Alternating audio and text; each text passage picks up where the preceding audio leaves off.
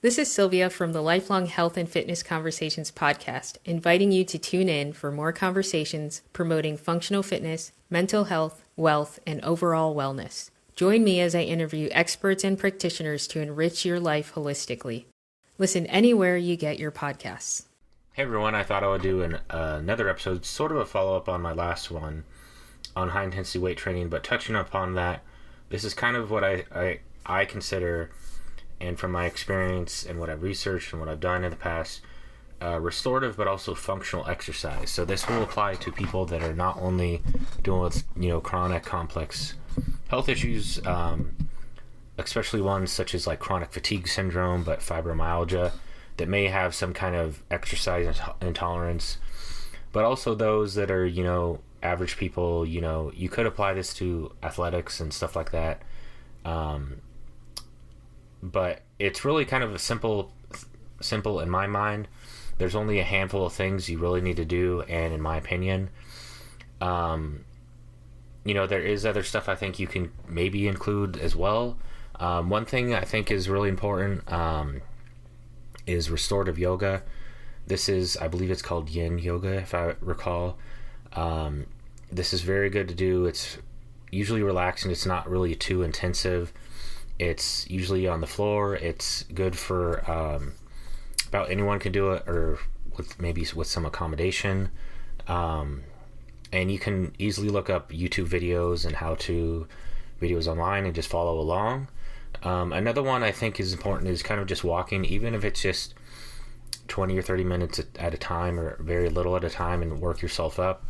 I think about anyone can do this. Obviously if you're bedbound or something like that, you kind of need to work your way up. I don't think, a common thing that people use is, I don't think it's a good option, is graded exercise therapy. I've kind of looked into it some.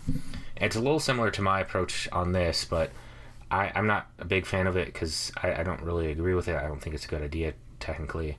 But yeah, walking, it doesn't need to be, you don't have to be at a fast pace. It can be for a few minutes at a time. It can be, more the better. Typically if you want to work yourself way up to like 10,000 steps or so, but you can do 3,000, 5,000 or something like that. Another one is high intensity weight training. I think any kind of weight training would be ideal. You do have to kind of work yourself up to high intensity, doing it to about your max, about around 80% of your max, and doing about 5 or 10 reps and kind of getting a handle on that.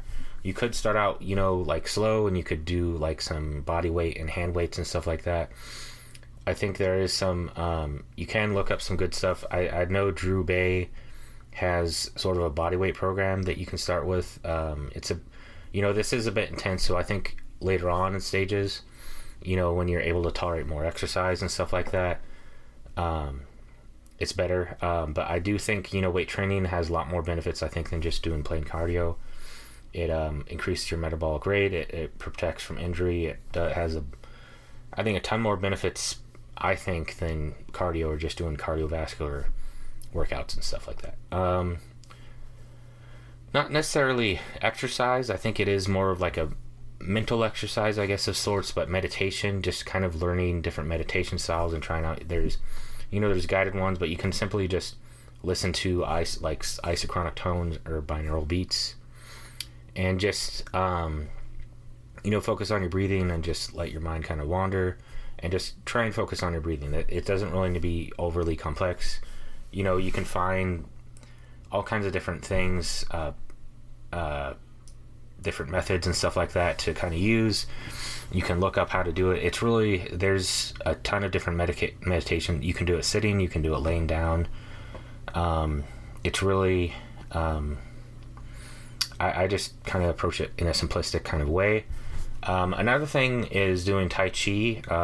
Again, this doesn't have to be something you do for a long time. I do maybe 5 or 10 minutes at most, and there's even seated Tai Chi, and I would do kind of beginners. I believe she's put out quite a bit, and she doesn't do it anymore, but there's like Tai Chi 5 minutes a day, which I think is pretty good.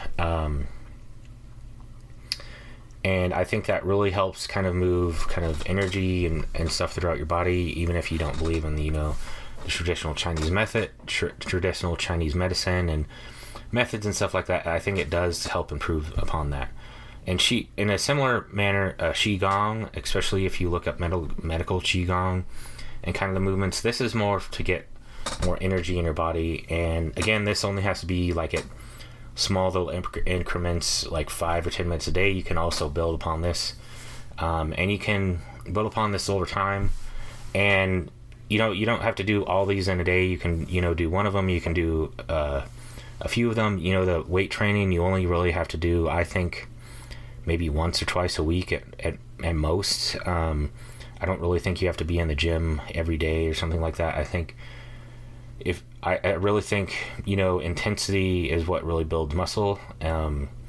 It's more beneficial, it's more effective and efficient manner of weight training. If you look at how it used to be done before kind of the 60s and 70s, and this method has actually been around for quite a long time. There's a lot you can research and stuff.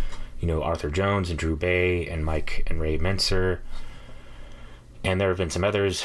I'm trying to think there are some other people that you can look up. Doug McGuff, he's put out Body by Science and the Body by Science, the sequel, and stuff like that. And you could also include maybe some light hobbies, like dancing or some other kind of martial arts as you build upon this, just so you're kind of active and stuff like this. But I think if you want more, if you're trying to come from a healing perspective, I think even to some degree athletics, I do think there is some cardio benefit to doing some sprints or sprinting, but you don't have to do a ton of them cardiovascular wise. I really think going on a bit of a tangent, but if you really want to condition yourself to a sport, it's actually practicing and training in that sport.